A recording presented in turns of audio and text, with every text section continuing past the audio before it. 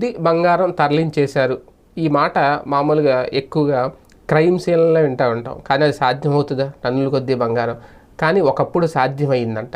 ఇప్పుడు ఎన్నికల సమయంలోనే ఇలాంటి నిజాలు బయటకు వస్తాయి. ఇవి నిజాలు అనుకోవాలా, లేదంటే ప్రత్యర్థి మీద సంధించే ఆరోపణాస్త్రాలు అనుకోవాలో.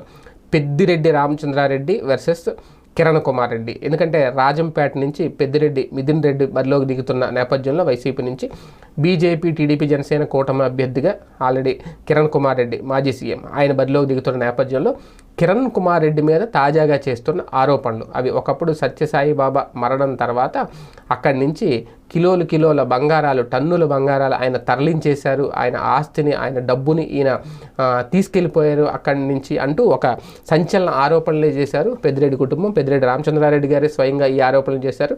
ఇప్పుడు రాయలసీమ జిల్లాల వ్యాప్తంగా ఇది హాట్ టాపిక్ అవుతుంది. ఎందుకంటే నిన్న మొన్నటి వరకు అసలు